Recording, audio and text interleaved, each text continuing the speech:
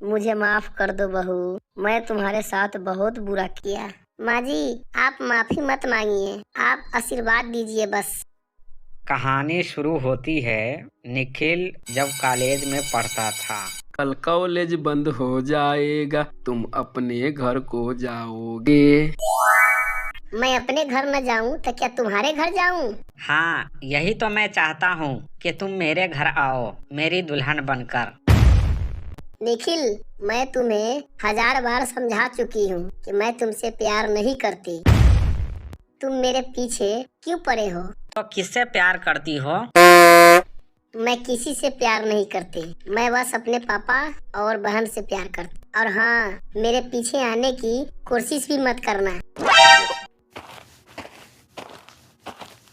क्या वजह हो सकती है सनम तेरे इनकार की? मैं पता लगा कर रहूंगा आखिर बात क्या है। और निखिल सोनिया के घर पहुंच जाता है। नमस्ते अंकल जी। कौन हो बेटा? मैं तुम्हें पहचाना नहीं। अंकल जी, मेरा नाम निखिल है और मैं सोनिया से प्यार करता हूँ। मैं आपसे सोनिया का हाथ मांगने आया हूँ। लेकिन बेटा, तुम तो देख रहे हो मैं किस हाल में हूँ। मैं तुम्हें दहेज में कुछ भी नहीं दे सकता। अंकल जी, मुझे कुछ चाहिए भी नहीं, मुझे बस सोनिया चाहिए। निखिल, मैं फिर भी तुमसे शादी नहीं कर सकती। कॉलेज के बाद मैं पार्ट टाइम जॉब करती हूँ, उसी से पिताजी के दवाई और घर का राशन पूरा करती हूँ। निखिल वापस हो जाता है। ख्यालों में भी ना ये सोचना कि वाकिफ नहीं तेरे दर्द से हम। अगले दिन निखिल राशन और दवा लेकर सोनिया के घर पहुंचता है। सोनिया, ये है घर का राशन और पिताजी की दवाई। तुम जाओ खाना बनाओ, मैं पिताजी के पास बैठता हूँ। ठीक है, तुम पिताजी के पास बैठो, मैं खाना बनाती हूँ। उस दिन से निखिल सोनिया के घर का खर्च उठाता। दिन गुजरते रहे। एक दिन सोनिया ने निखिल को फोन किया।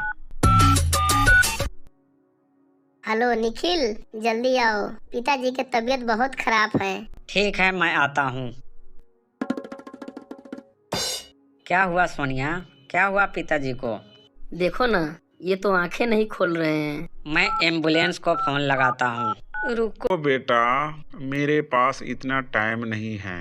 तुम मुझसे वादा करो कि तुम मेरी बेटी का ख्याल रखोगे। मैं आपसे वादा करता हूँ, मैं सोनिया को कभी अकेला नहीं छोड़ूंगा। ठीक है, अब मैं सुकून से मर सकता हूँ।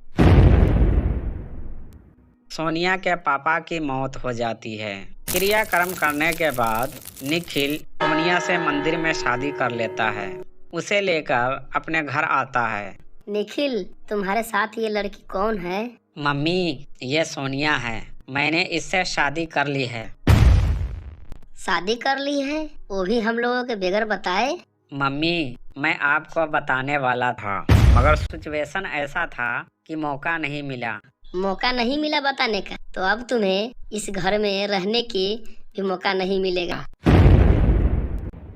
चल निकल जा मेरे घर से, इस लड़की को लेकर दफा हो जा मेरे नजरों से। निखिल सोनिया को लेकर वहां से चला आता है और पास में ही एक किराए का मकान लेकर उसमें रहने लगता है। दिन गुजरते रहे। बधाई हो संगीता, निखिल अब बाप बनने वाला है। तुम्हारी बहू उम्मीद से है, तुम मेरे पास उसकी बात मत करो, चाहे वो बाप बने चाहे वो माँ बने।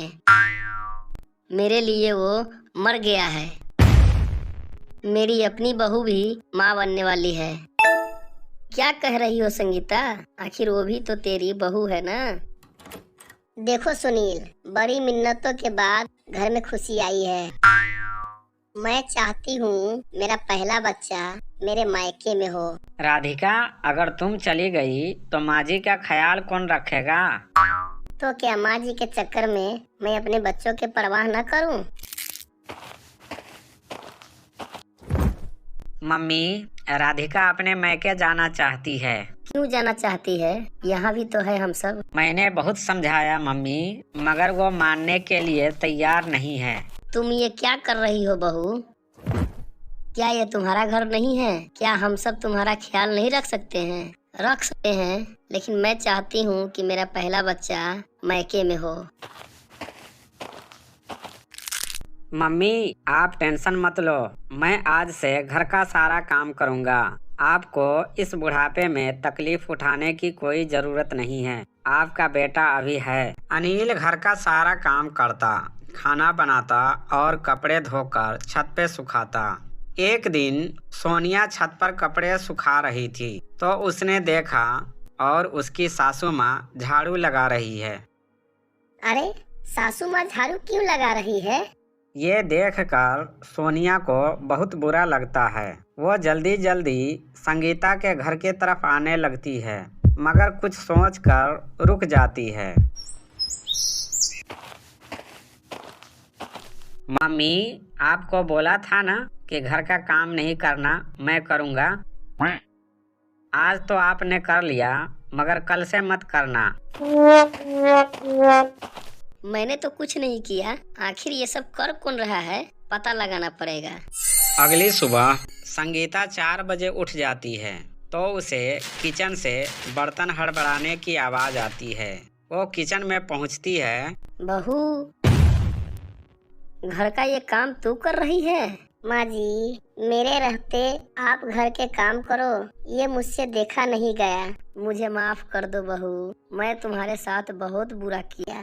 माँ जी, आप माफी मत मांगिए, आप आशीर्वाद दीजिए बस। और इस तरह दोनों परिवार एक हो जाते हैं और सब हंसी खुशी रहने लगते हैं।